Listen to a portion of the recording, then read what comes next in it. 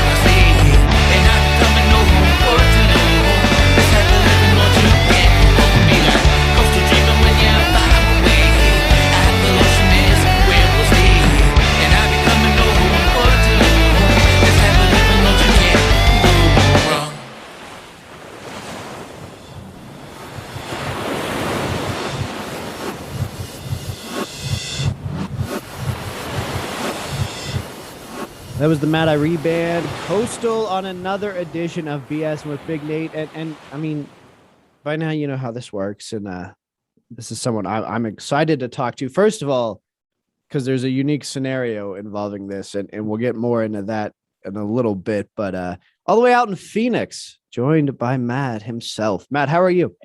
I'm doing good, man. I'm doing good. Thanks for having me. Doing pretty good. It's an absolute pleasure. So you're out in Phoenix. Here in Virginia, we are just right into the butt end of fall and getting cold and windy. And I finally had to break down and stop wearing shorts. Whereas Not necessarily in Phoenix is it the same case, but there's something about this song, and we'll talk about you being in Phoenix and everything, but there's something about this song, Coastal, that just kind of very much so to me makes me want to be poolside, having a beer, not a care in the world. That's and I was go ahead. I think that's the vibe you guys kind of capture with all of the music. So is that an intentional drive, or is it just how you live your life?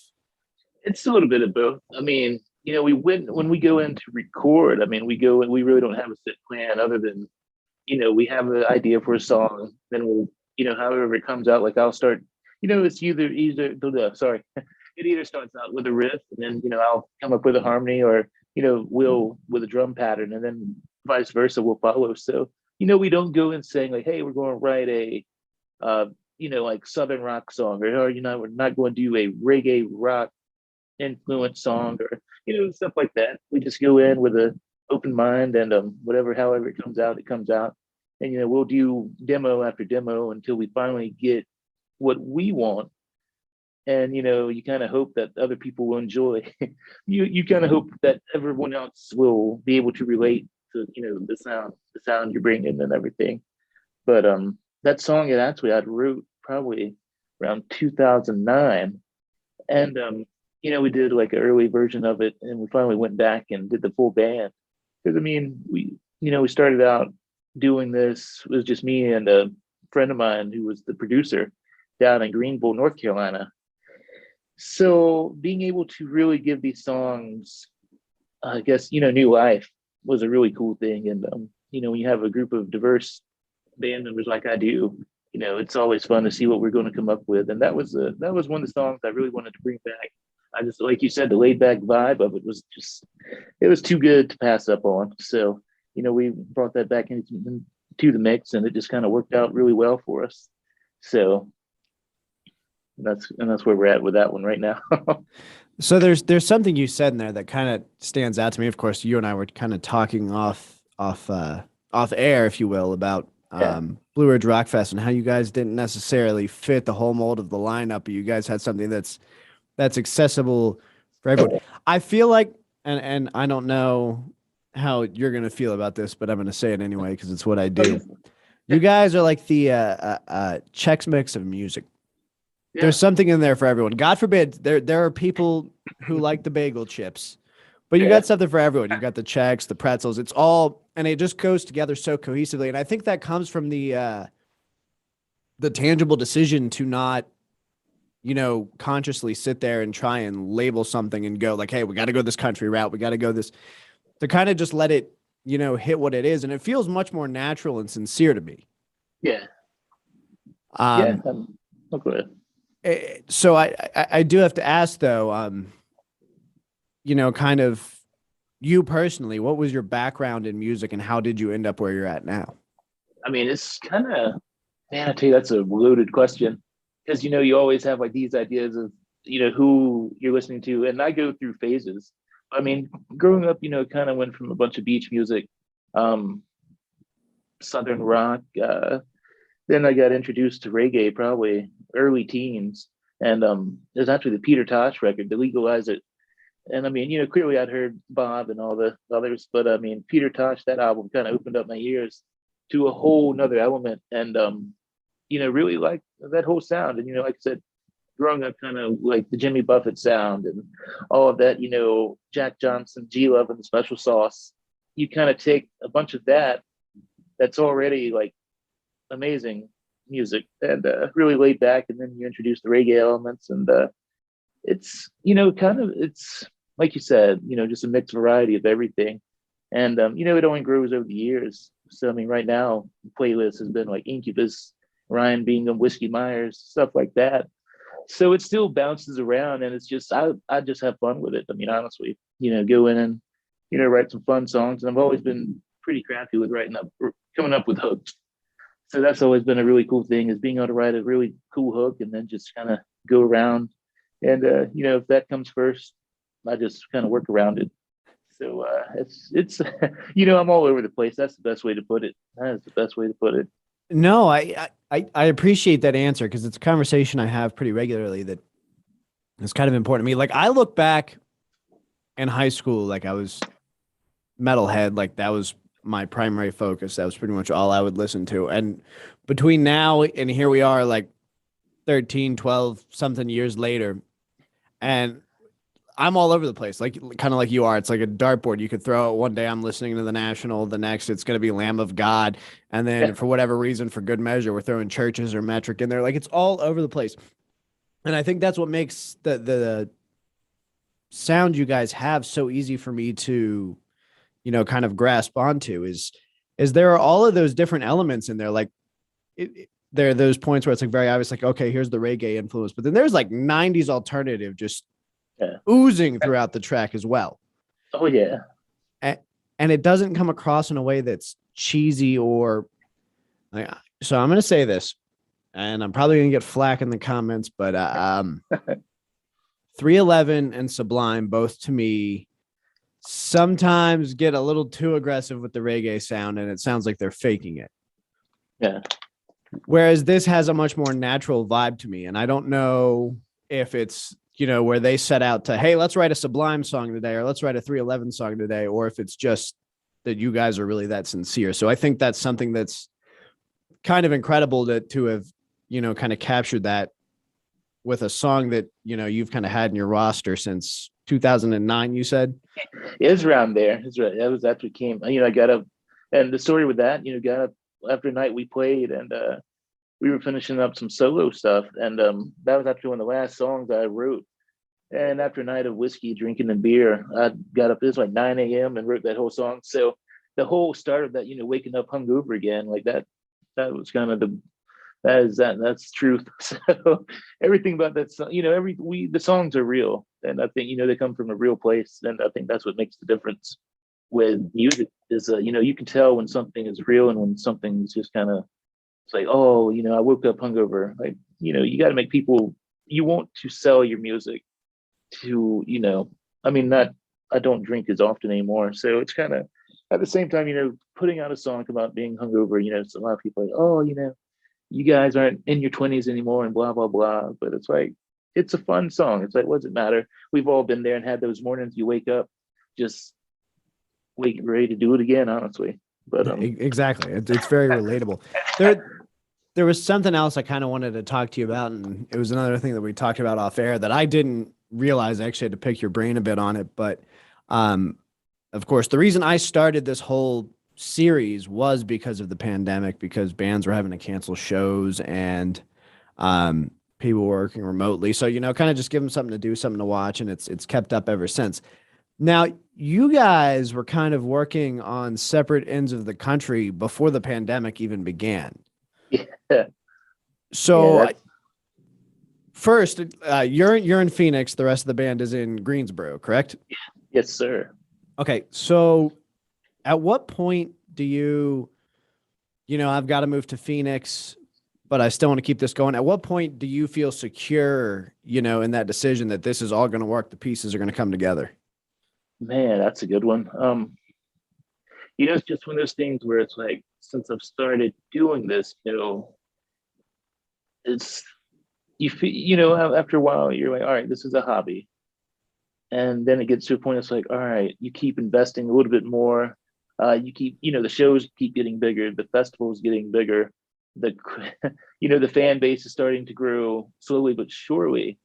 And it's like, you didn't get this far to get this far. So we just made the conscious decision to keep moving, and it's worked out in our favor. Because now we're working with the label group. We've got distribution through in groups, and have a really awesome PR lady who made this happen.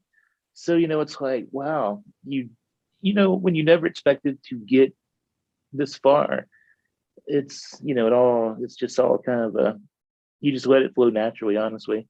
And that may not be the best way to answer that question, but we kind of just take it day by day. And it was just all about investing in ourselves and our music. And it's like, how far, and now it's to the point, it's like, how far can we keep taking this? And so it's been a fun journey, that's for sure. Lots of ups and downs, but it's been worth it to be able to make things like this happen. Talking with you, just getting cool reviews back about the song that, like I said, wrote several years ago. But and I'm also a very modest guy myself.